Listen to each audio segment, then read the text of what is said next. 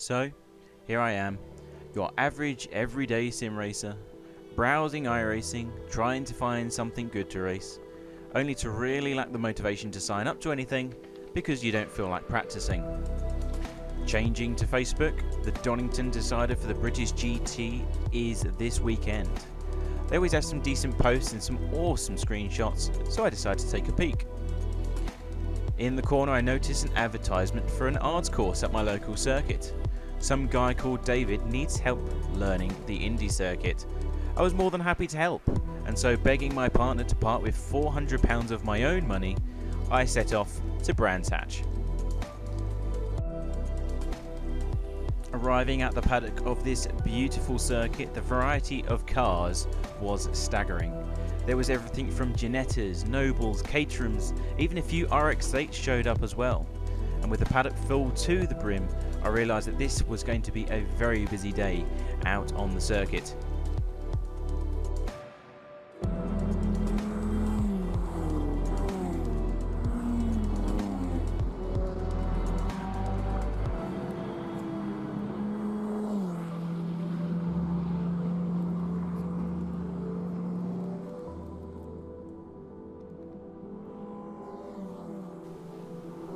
Our car for the day was a Lotus Elise S-Cup built by Lotus Motorsport.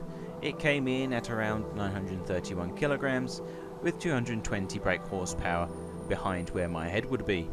It had a manual H-pattern gearbox with an aero package producing 100 kilograms of downforce, and finally the car had updated pads and discs for track use with an XPEL paint protection film. I was selected to go out on the track first, so I gingerly raised the clutch and went out onto the circuit. Getting used to the car, I took my time in finding my bearings, but in true fashion, I made a complete prat out of myself as my fat fingers found the horn every 5 seconds, leaving everyone to think what an absolute clown I was.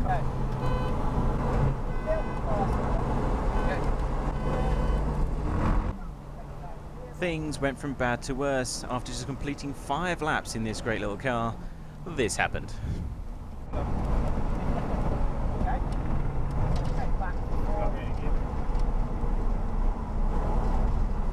David managed to find 5th, but then it wouldn't come back out again.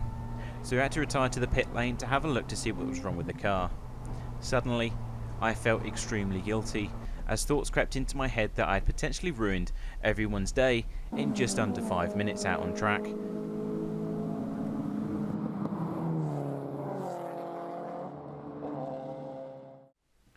Time went by as David investigated the issue. The sound of fully functional cars surrounded us as they zoomed past our pit box. There isn't really much that I could do at this point.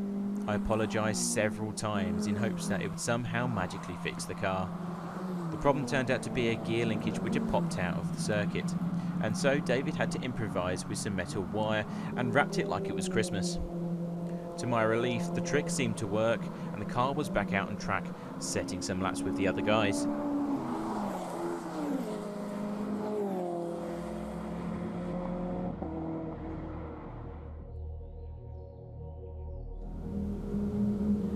With me out of the car, I started to look around the pit lane. Again, there truly was a beautiful mix of machinery at the circuit that day, and whenever I'm at a motorsport event, I like to maximise my opportunity to get up and close and personal with some of the cars and the teams. Being able to approach anyone in the pit lane, talk to them and find out their story is one of the reasons I truly love this sport, so please enjoy these gorgeous machines for a moment.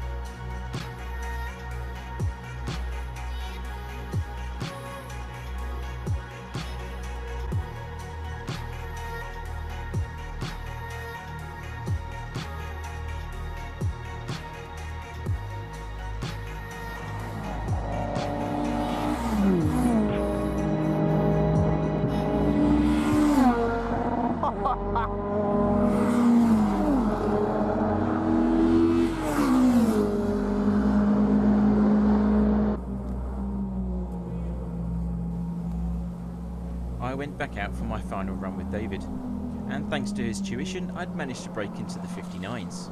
The car was extremely stable and you could really feel the downforce package doing its job. This gave you confidence to throw the car into the corner at speed, and David was more than happy to let you find the limit in your own time. There was certainly more to come from the car, especially under braking, but considering what happened on the first run, I didn't fancy destroying his car twice within one day. I cannot recommend this experience enough. We sim racers always dream of driving a real car on a real circuit, and most of us don't ever get to experience it due to the costs involved. If you fit into that category, then I'd highly recommend getting in contact with David.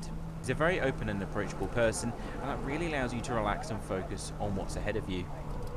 It is so far the best experience I've ever had behind the wheel of a real car, and I cannot thank David and Brands Hatch enough for that day.